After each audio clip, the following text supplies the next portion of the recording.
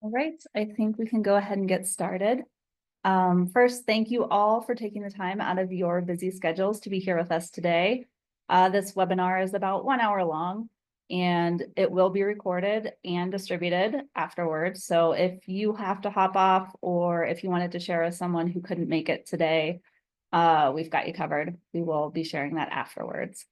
So today, it's myself, Erin Benedict. I am the Montana State Director with Mountain Mamas, and Becky Edwards, who is our Executive Director. And also this session was known as Representative Becky Edwards, who is a Democrat representing House District 61 in Bozeman. Becky is the founder of Mountain Mamas, and she has been our Executive Director for several years.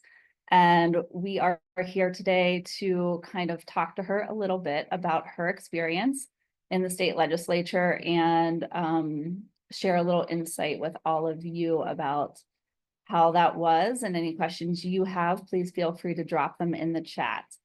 So before we get started, as you probably already know, Mountain Mamas is a nonprofit organization focused on conservation. Our members are mostly women, but I always get asked the question, usually when I'm tabling, if we also welcome mountain papas. And we do. We have lots of active mountain papas who like to help us out with things and support us. So we're grateful for them.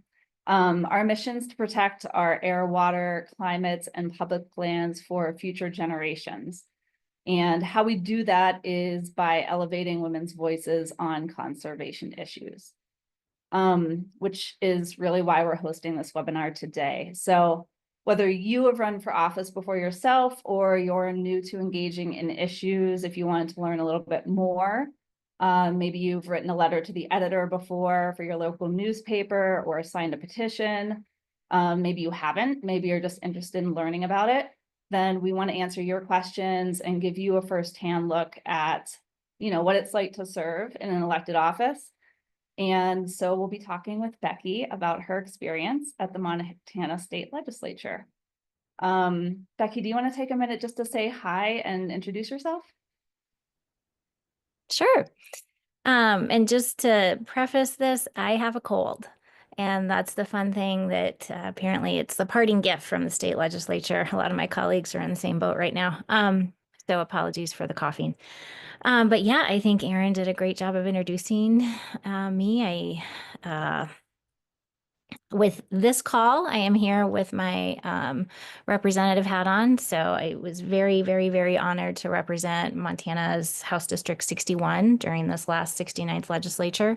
And House District 61, and I think we've got folks from maybe different states and other places on this call, but located here in Bozeman, Montana, which is about 90 miles north of Yellowstone National Park. And 61 includes all of Montana State University and kind of a big donut all the way around campus. So there's a lot of young folks like my eldest daughter, who just graduated from MSU 2 weeks ago. And a lot of, older established families that have lived, in that university district for a long while. So it's a really fun mix of kind of all ages, all demographics. And I was tickled to get to represent them in the legislature. Great, thank you. We'll be asking you a lot more questions about that soon. So just a reminder to everyone before we dive into questions with Becky, we'll be fielding questions from you as well. So please feel free to drop those into the Q&A section.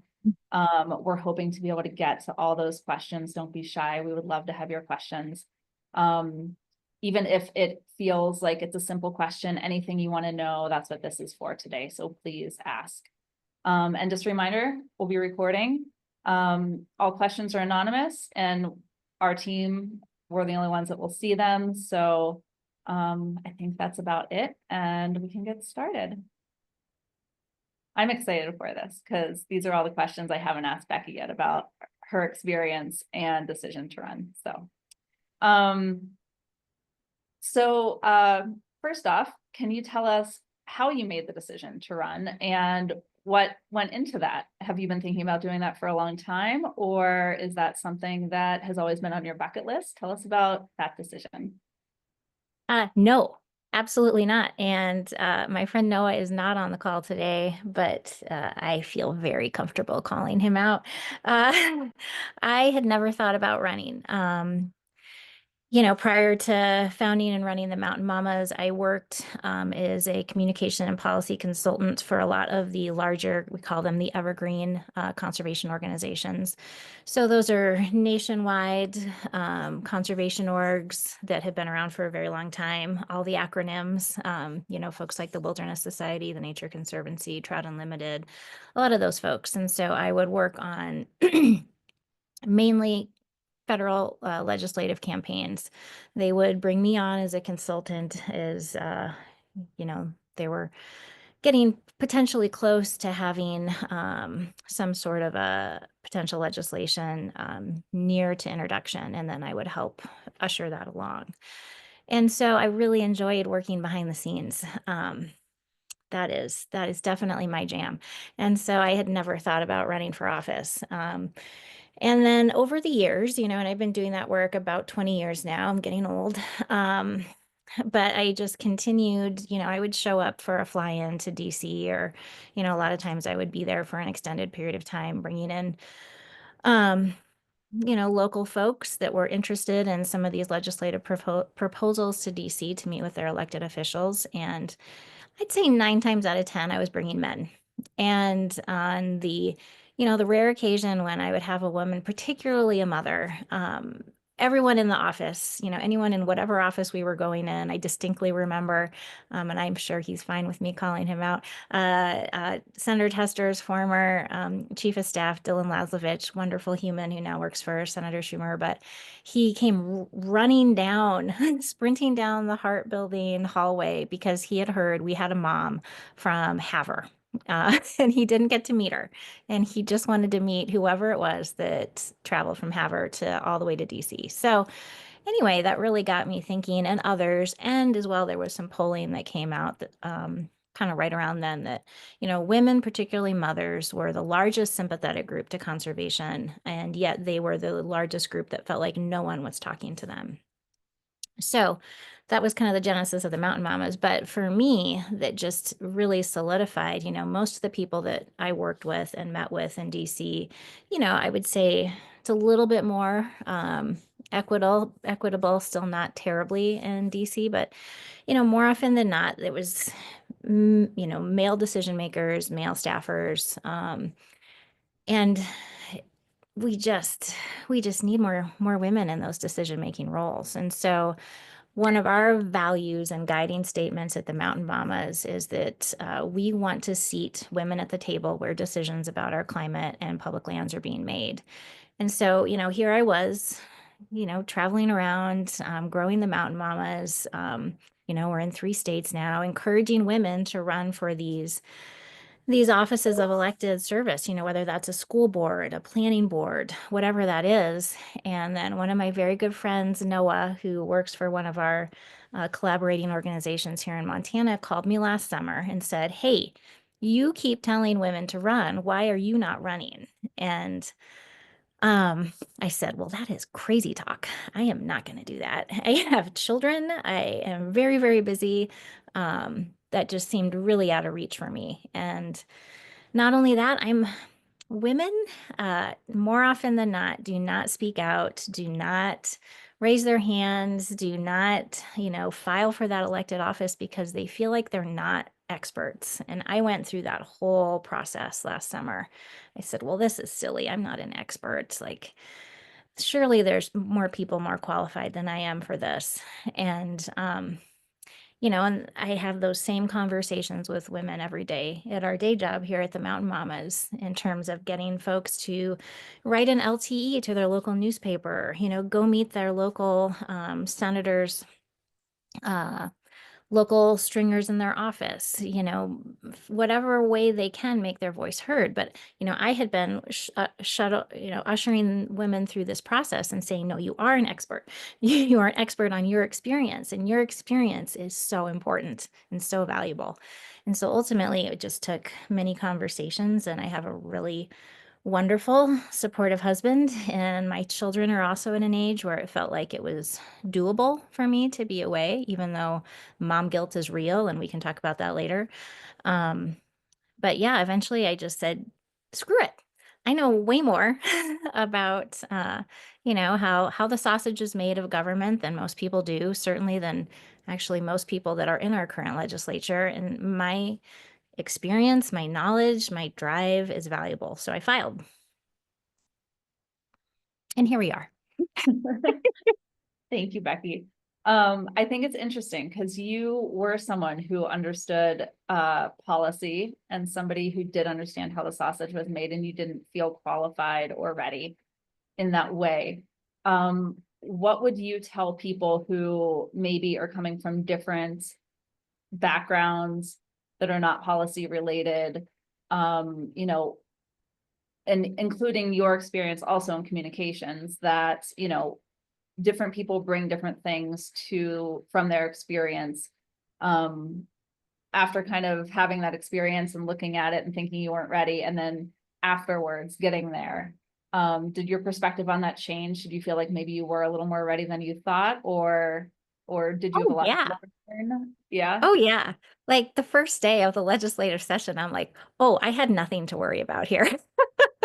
Which, whatever, it's probably not very humble of myself, but I was like, oh, okay, this is a very broad spectrum that sit in our citizen legislature in Helena. And part of that is wonderful.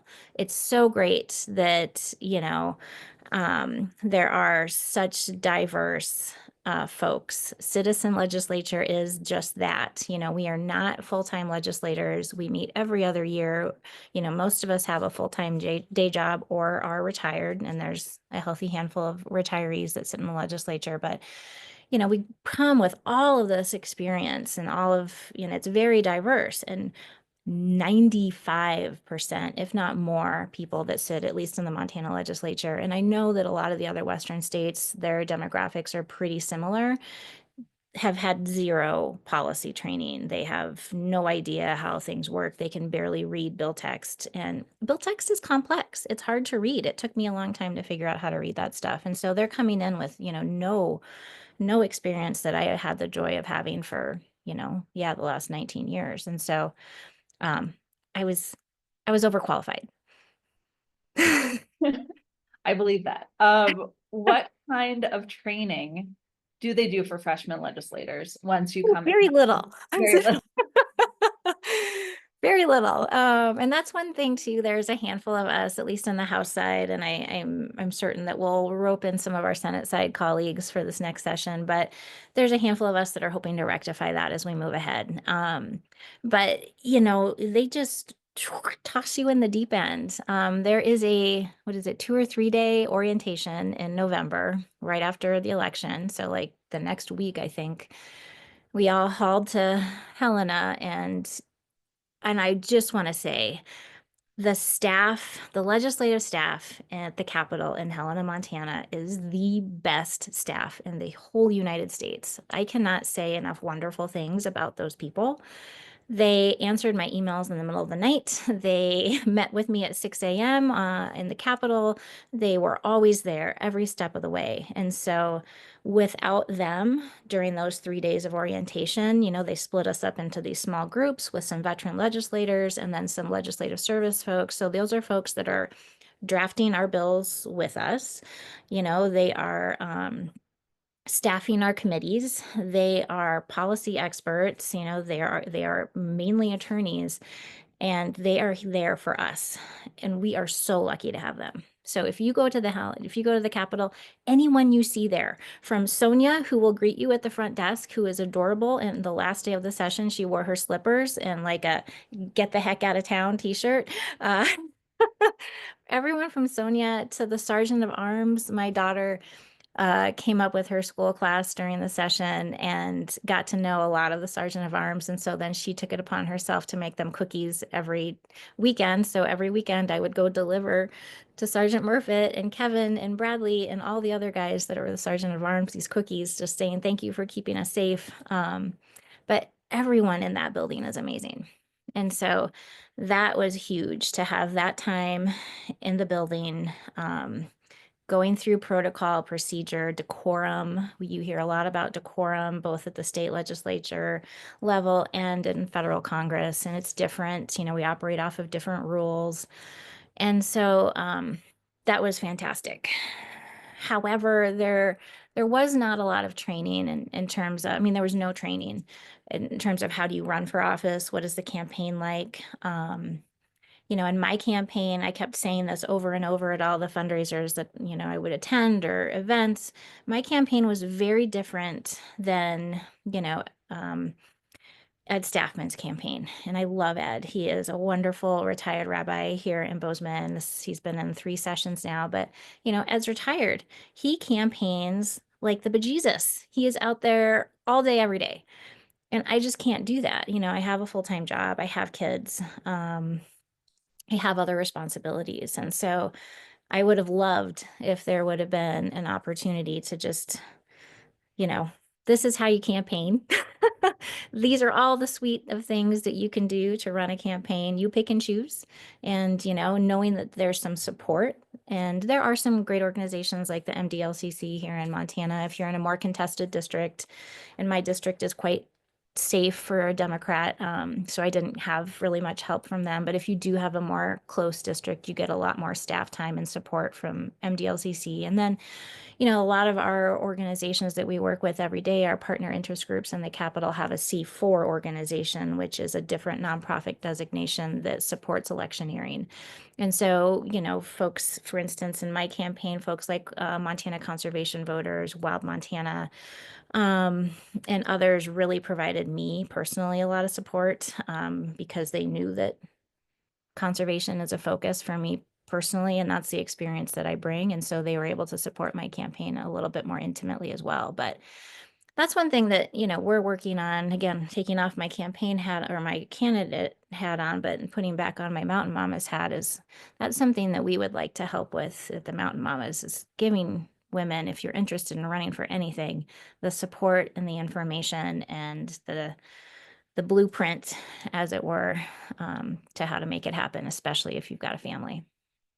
Great, thank you. Let's head back to the campaign trail for a second. So I know that part of your campaign involved knocking on a lot of doors, and I'm curious what that was like and what you learned from people whenever you approach them and talk to them. So I don't know if there's a handful of folks here on the call, and some of you know me and some of you don't.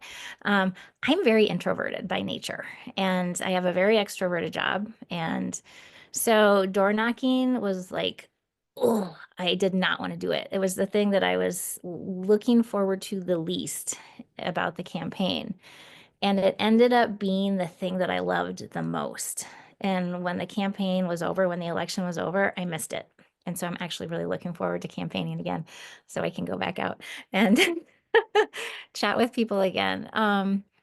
Because we're just, the way we consume information, the way we, move through our communities is so much different now with the advent of social media and digital media. And, and especially post-COVID, I feel like we're still kind of trying to figure out, how do we meet people in person anymore? And we've lost some of those skills. And so that was such a joy for me to get out and just knock on people's doors. And out of, I forget, I can't remember how many people are in my district, a few less than 10,000 or something like that. But out of all those people that I knocked their doors on, I only had one bad experience. Everyone else, if I caught them, were like, oh, come on in. Let me talk to you about my property taxes.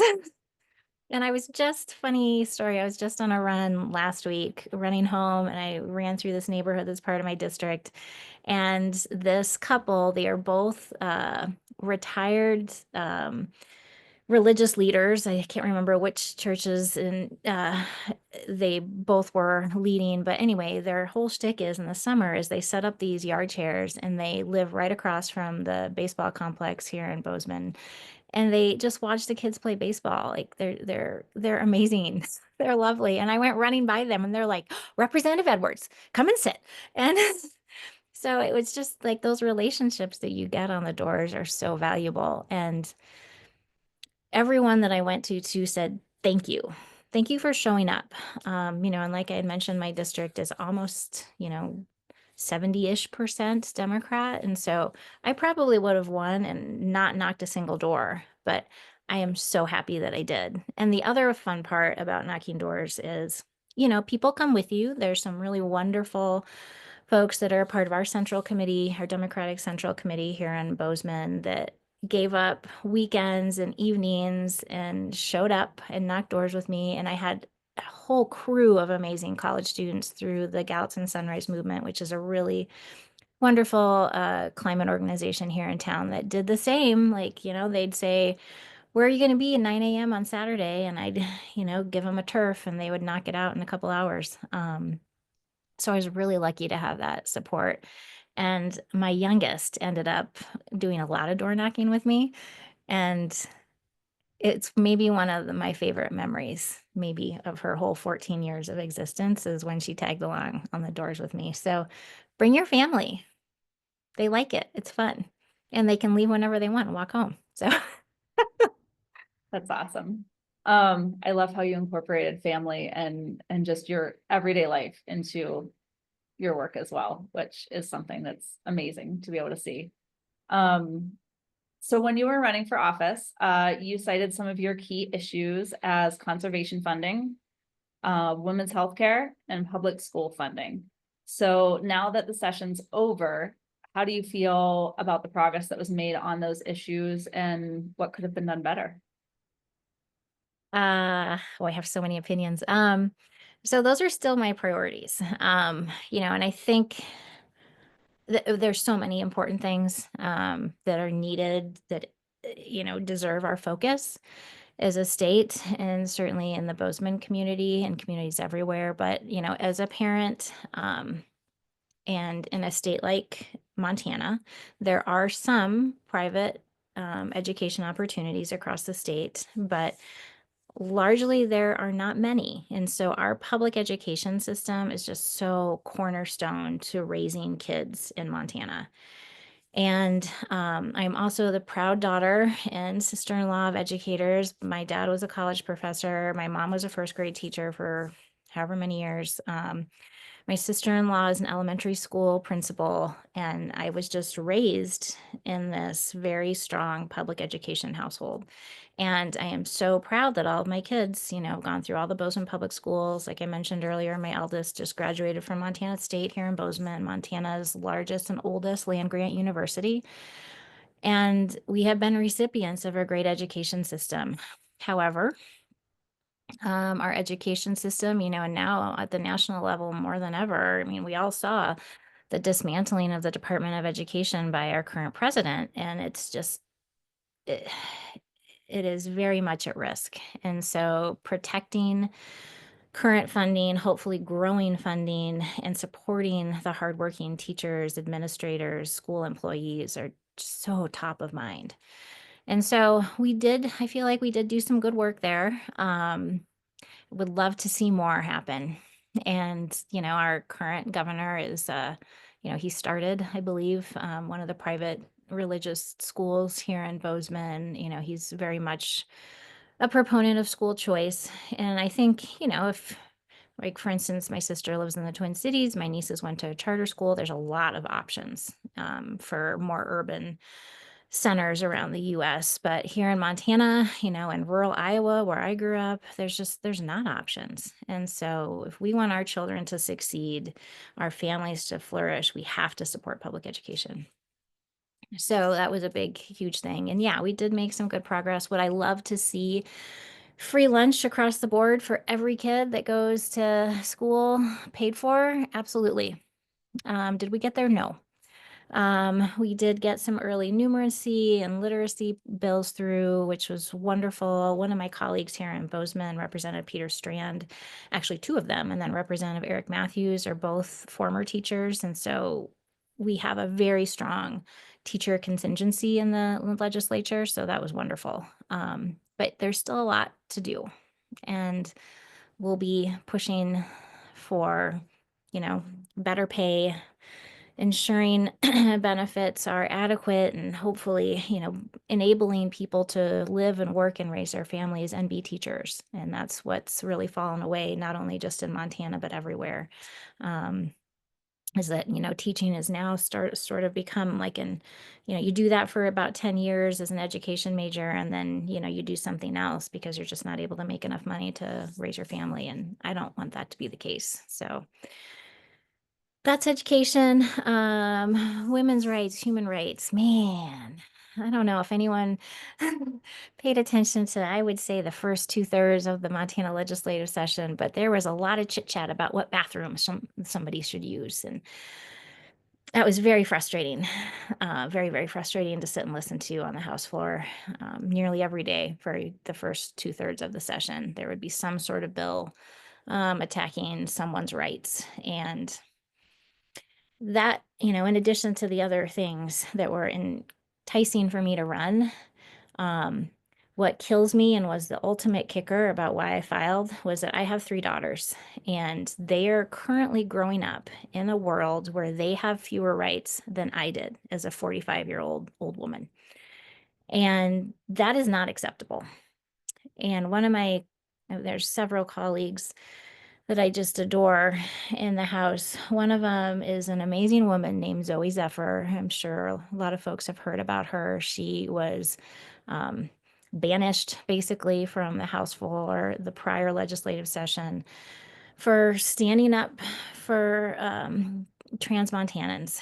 And luckily she ran for office again, came back. She sat right in front of me on the House floor, and is just a joy of a person. And knowing that she would sit there in front of me every day and people would be standing up and attacking just the moral fiber of who she is was just heartbreaking. And she would get up and defend herself and her community with such grace. And I thought, gosh, if she can do that, what a strong backbone that gal has. And she does. So I am really proud we did kill the vast majority of anti-trans and kind of anti-woman bills, unfortunately, that came. There were a couple that slipped through. Both have been stopped with a court injunction. So hopefully our court systems can follow our state constitution, which is, everyone deserves to live, work, and play here in Montana. And one funny thing during the campaign, like I have one on today, but during the campaign, my kids bought me all these funny t-shirts that, said something, some kind of sassy messages like protect public schools, or I have one that says protect trans kids, or one that says, I've heard enough of you, old white man. And so I wore those during the campaign. And then at the Capitol, I called it my Capitol costume. Rules of decorum are that, you have to be very dressed up to be on the House floor and to operate in the Capitol. But my one little piece of rebellion that I would do is I would wear one of my sassy shirts underneath my suit. And then I felt like I had the armor I needed to get up and speak and vote the way I needed to support, whatever community of people I was wearing that day. And it was the best thing I did during that session. And then conservation wise, we won big, which is really exciting.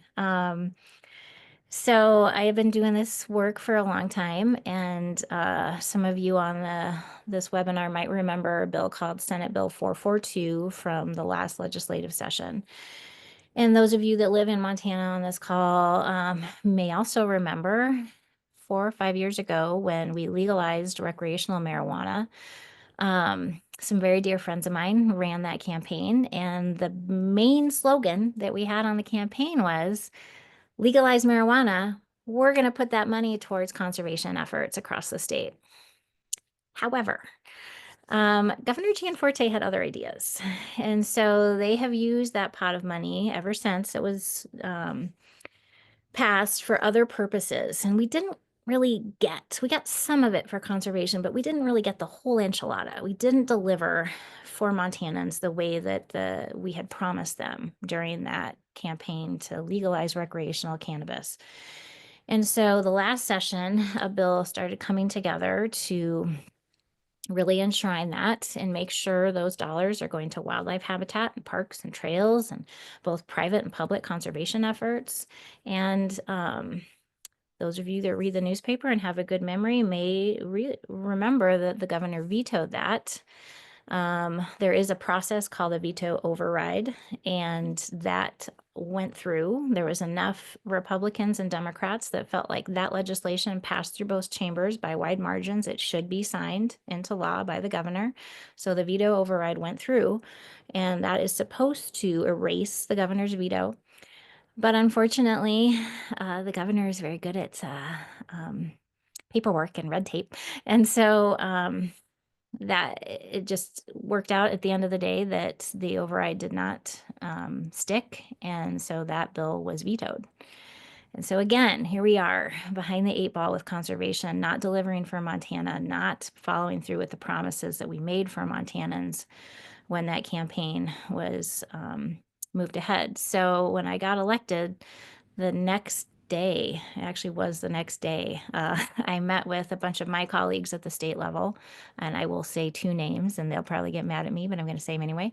Mark Agnes is one of my very dear friends. I've known him for 15 years, and he is my constant collaborator with conservation issues. And I ran the Land and Water Conservation Fund campaign in Montana for the final 10 years before we got the Great American Outdoors Act and the Dingle Recreation Act passed. Those were 2 big wins for Mark and I, and he was my buddy.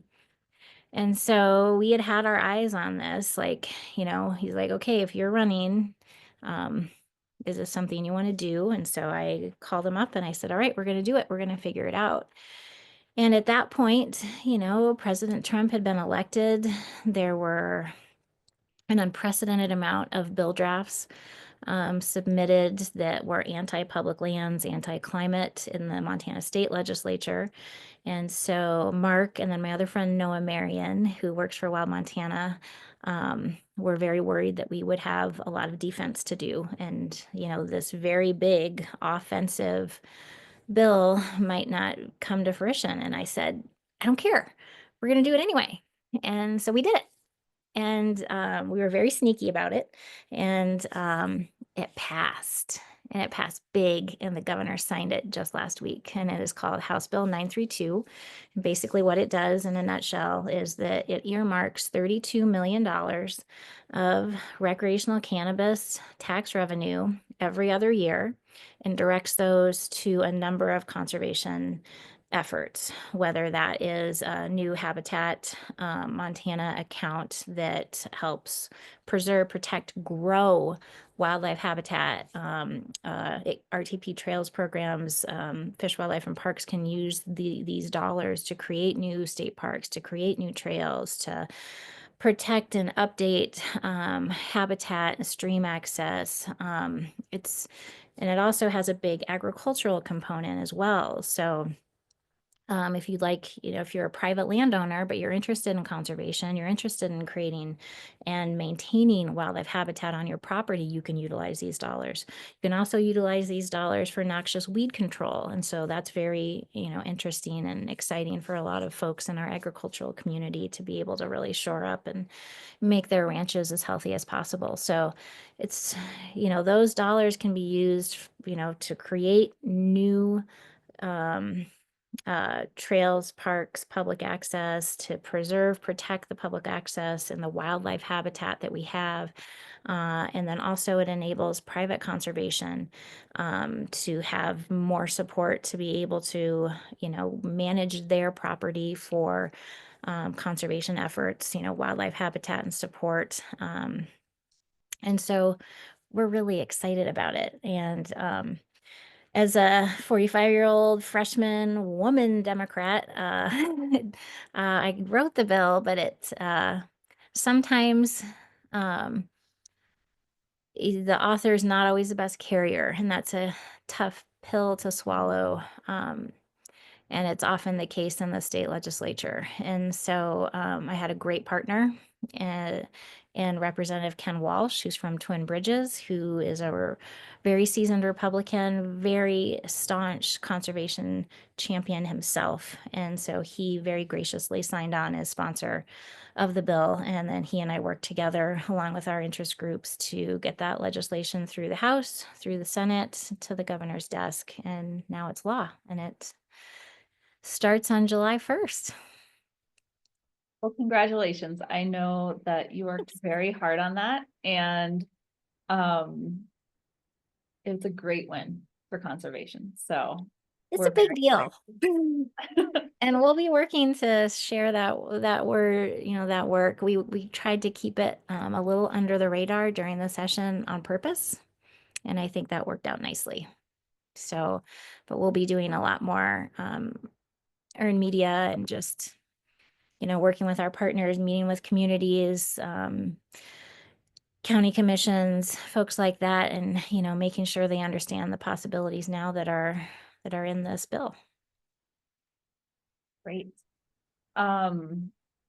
So you kind of talked a little bit about it and about, you mentioned, the fact that you drafted the bill, but you weren't able to carry it. I'm curious, there was some talk this session about some sexism at the state legislature. Did you experience that or witness that? And what can you tell us about that? Yeah, that sure happens. And it doesn't only happen with the state legislature. Like I mentioned, when I was working in DC, or I still am with my Mountain Mama's hat on, I see that every day there. But yeah, it happens. And unfortunately, it doesn't matter what partisan party you are. I saw sexism in the Democratic Party, and that was frustrating. And the joy of being an older, middle-aged woman is that I can just kind of say what I want and I don't really care anymore. So it was fun. I wouldn't say fun, but I feel like, I tell my kids this too, if something doesn't sit right with you, if something feels wrong, if it feels like their power is being diminished in whatever way by someone else, say something. So, it happened, and it happened a lot. And, there's a article out, I think Tom Ludi from the Lee Papers wrote a piece on sexism, and, their wonderful senator from Missoula, Jacinda Morgeau, had an amazing speech on the Senate floor calling out directly one of her male colleagues for sexism. And it happens over and over and over and over. And one bill that was particularly tough, and they told me not to speak on it, which was right. It was the right call because I would have not. Sometimes you're not the right person to speak. But there was a bill brought by one of my wonderful colleagues, Representative Rivas from Billings, just a wonderful, wonderful human being. And it was a bill that would make it so that pregnant inmates would not be shackled during childbirth. And when we heard that bill on the House floor, there was a lot of conversation from men about why women should be shackled during childbirth. Clearly, none of them had ever been through childbirth, because when you are in childbirth, escaping is probably the least of the things running across your mind. Is like, oh, I'm going to pop this baby out and then bust over there to that open door and run down the hallway and escape. That's not happening. So anyway, the conversations that happened on both the House and the Senate floor largely by men around that bill were just very, very, very, very disappointing. And yeah, our House Minority Leader is an amazing, amazing woman, a mom, and she suffered a lot of direct and indirect sexism from both Republicans and Democrats, and it's not okay. And I was proud to support her in all ways and make sure that she was at all tables she needed to be at for decision-making purposes, that, we supported and respected her guidance as our minority leader. And when a couple of male colleagues There were a couple of times when Katie felt, I think a lot of us felt like she was maybe not being respected as much as she should have been by our own caucus. And a couple of male colleagues came up to me and said, well, I wonder if that would have been a different result if she was a Keith instead of a Katie. And that's pretty heartbreaking to hear. And that made me really angry. And so I do think we have a lot of work across the board to make sure that everyone is treated with respect and everyone is not discriminated against just because of what restroom they choose to use. So that was hard. Yeah. What would you say were your challenges as a woman, as a mom, as a working individual? What challenges did you face just balancing everything? And how can we support working moms so that they can run for office? It's real hard. So luckily, I had a couple of good friends that either currently served or had served. Like, for instance, Shannon O'Brien, she's a former state senator. She was one of my first calls that I made actually before I even filed for office. And I said, is it even feasible to do this, like, as a working mom? And she laid it out straight for me. And, but that was my biggest challenge is, and I mentioned it before, I can't say it enough. And I have an amazing husband who makes 99% of our meals, who is way cleaner than I am, who loves to haul the kids around. Like, he is just like rock star dad. And even with all of that, my mom guilt was just, it was almost overwhelming at times. I missed so many track meets. I missed school events. I missed just helping the kids with their homework at the end of the day. And my kids are older. My daughter graduated from college. Our eldest, our middle little lady, is a junior in high school, and our youngest is in 8th grade. And they don't need us like they did when we were little. And I still struggled a lot with that. So just being gone, like I could not come home every day and be with them. And that was hard. And then the other part is, it got to be a joke amongst my friends and caucus members.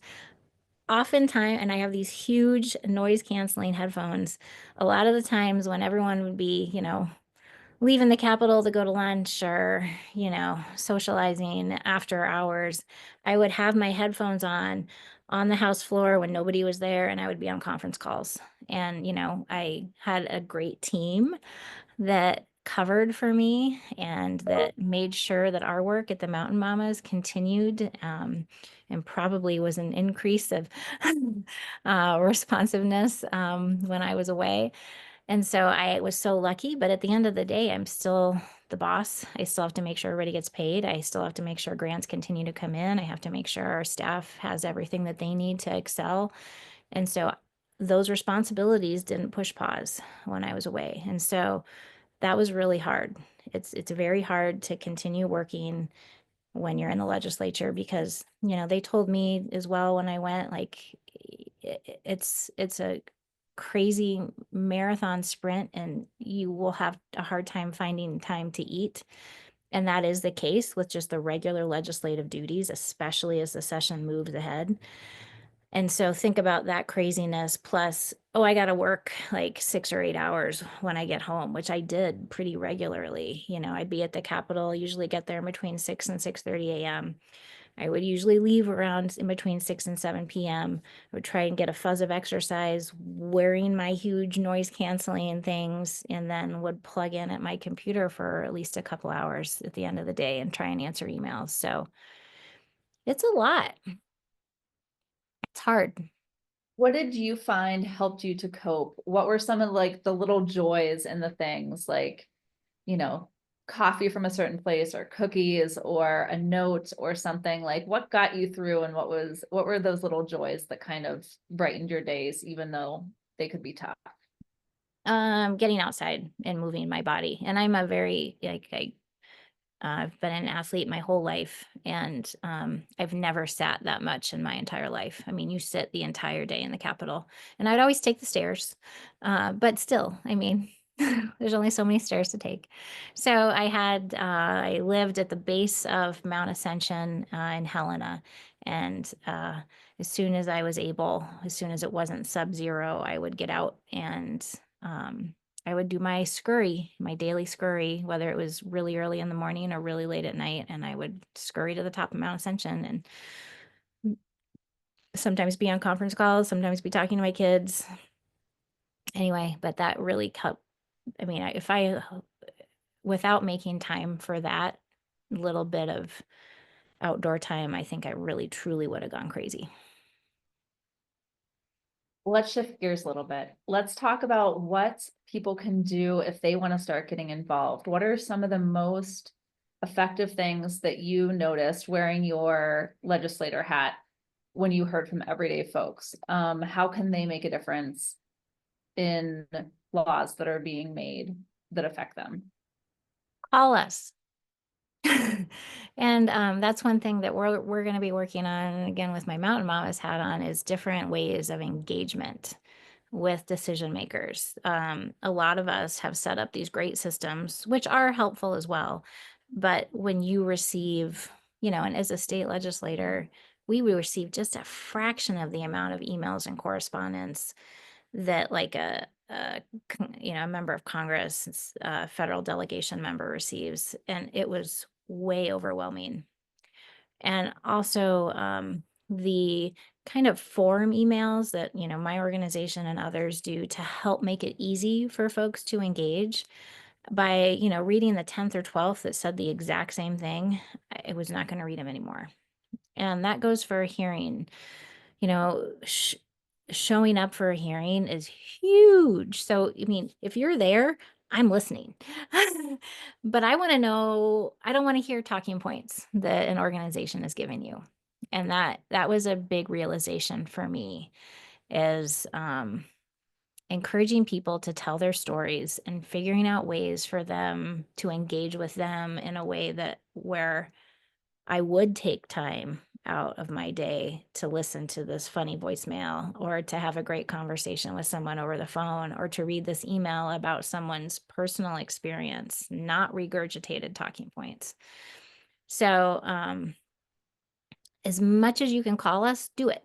I might not be able to answer and I might not be able to call you back for a little while, but if you leave me a funny voicemail, I'm going to remember it. Or even an angry voicemail. Just leave me anything that sets you and your message apart. And generally that's personal stories. And so yeah, I would say that, shoot me texts. I received many texts during the session, and that was great. But just reach out to us. We will read it. We might not respond immediately, but it will get read or it will get listened to, and your voice matters. So outside of the legislative session, what are some other ways that people can get involved and have their voices heard? What would you say also to folks who are maybe thinking about running for maybe their local school board or zoning board or city council, or even just showing up to talk at one of those meetings? Do you have any advice for them? Yeah, do it. Like file yesterday. You will figure it out, and there are people that will help you. And hopefully we will be growing those resources. If you're in Montana, we will be growing those resources. And there's already, if you're in Colorado, Arizona, or Wyoming, or wherever, there are likely some resources as well. There's a really great group out of Colorado called Emerge that helps, especially women, run for office. I joined this group called She Should Run when I filed, and the funniest, there's a lot of logistical help you need, but sometimes you just need to like scroll through your phone and see a silly, social media meme that this group She Should Run would have that made me feel like, okay, I'm not the only one that's doing this. I'm not alone. And I think that for me I felt alone so much of the time during the campaign. And then while I was serving, a little bit less while I was serving, because, you're with 100 or 99 buddies in the House and, 49 buddies in the Senate. But You're still away from your family, you're away from your daily routine, and it's very easy to feel alone. But do it, file, you can do it. You're an expert. If you're breathing, you're an expert. And then, how to get involved. That's one thing that we're working on and growing with the Mountain Mamas, but just walk out your front steps and like say hi to your neighbor. Those are little things that start the process, show up at your local city commission meeting, like hear what's going on, figure out how your voice can impact something that's important to you. If you've always thought about being on the school board, but it just seemed like a huge thing to do, it's not. File, run, do it. And you have support. I am happy to talk to anyone. And there's a bunch of other women that ran for office in Montana that are happy to talk to you and support you as well. And there's a bunch of women nationwide. So it's just those little steps, like just make the little steps. It feels weird. It feels awkward. It feels like for a lot of women, I think it feels you have this imposter syndrome, but you're not an imposter. And I guarantee you, you know more than the male colleague sitting next to you. So firsthand knowledge, you're not alone and you can do it. I think there's a statistic that's like women wait till they have 100% of qualifications before they apply to a job, and men typically have about 60%. Check the boxes on. So I think that something you said earlier too is maybe worth repeating, is that everyone brings a different perspective, and those perspectives are important for representation whenever it comes to serving and having people's voices heard. And that, again, is something that we strive for here at Mountain Mamas, is really having the ability to help women have their voices heard and elevate those voices. And some of the ways that we do that is providing opportunities for petitions or letters to the editor and things like that, so that, if there's an issue that you are passionate about, there are outlets for that too, that you can have your voice heard. If you don't like speaking in public, if you don't want to show up at a meeting and speak in front of a bunch of people, you can submit a letter to the editor at your local newspaper. I think most of them, you can do it online these days. Maybe some of the smaller rural papers, not so much. But call up the editor and talk to them. I used to work in news, and, a lot of people call and just talk. So that's another opportunity too. So we have about 5 minutes left. Becky, what would you like to leave the group with today? If they take away one thing from this discussion today, you've given us so many great insights into your experience and advice for women and people and anyone who wants to run. What do you want to leave everyone with today? Well, I guess a couple things. One thing that we didn't talk about that I would like to touch on is that it's okay to vote no. And that's one thing that I noticed in our caucus in the House is, and sometimes we absolutely have to vote in lockstep. There's some issues that we absolutely need to have every single one of those 42 votes for. And, yes, we do it. But one issue that we had here in Montana was property taxes. And that was something that across the board I heard from everyone, almost everyone that I spoke to on the doors, was please reduce my property tax. It's very, very burdensome, especially older populations that are on a fixed income. They can't weather these big spikes. And our property taxes in Montana are high right now. And so and unfortunately, we spent so much of the initial part of the session just focused on what bathroom should people use, not the actual issues at hand, which were lowering property taxes. And so unfortunately, one of the more meaningful pieces of property tax did not come to the House floor until like day 70 or something out of a 90-day session. And that bill, which ultimately is what passed, and yes, you will see some relief. However, I voted no. And most of my colleagues on the Democratic side voted yes. And I voted no for one reason and one reason alone, which is there is an application. And I do not believe that it's okay to leave Montanans behind. And I was a single mom for a long time, not good at paperwork, struggling to support my daughter, to, make enough money to pay our mortgage. And I probably would not have filled out the application for that property tax relief.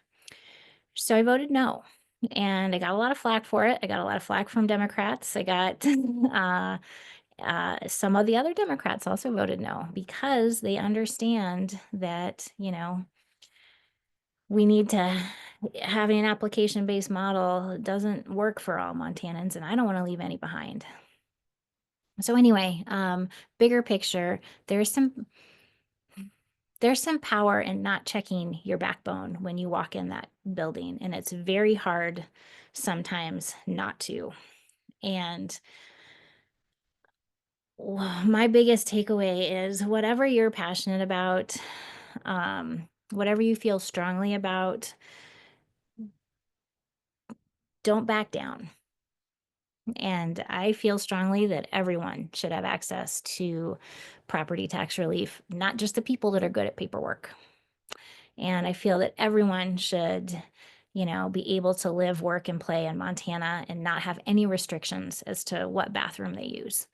And I feel that everyone should be able to go outside and recreate on trails and public lands and go hunting and fishing and camping with their families and not have to be a multi-millionaire to do so. And I did not compromise those values when I was in the Capitol, and I'm really proud of that. And so it's okay to vote no. It's okay to vote against what other people want that you should vote for. And it's very challenging as an elected official sometimes to not feel like you need to compromise. And in some ways we do for the greater good, and we do that, and we do have some property tax relief because of that.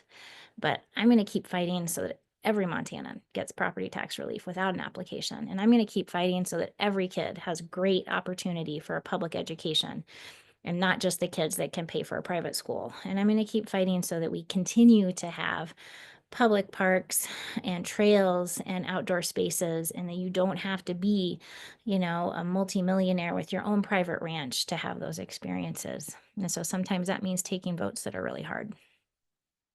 Well, So anyway, that's what I would that's say. wonderful. Those are wonderful parting words. And thank you for joining us today. Thank you for the last many months, Becky, that you spent representing Montanans in the state legislature. We are very grateful and hope that you are able to take some time and rejuvenate. So there's lots of work ahead, but thank you for sitting with us today and taking this time. And thank you to everyone who joined the call. We really appreciate you taking the time as well. You can continue to follow us. Like I said, we will be sharing this video if you had to hop off or want to share it with someone. And always you can follow along with us on our social media channels on Facebook, Instagram, and sign up for our newsletter at mtnmamas.org. So thank you all so much for everything today, and we hope to see you again.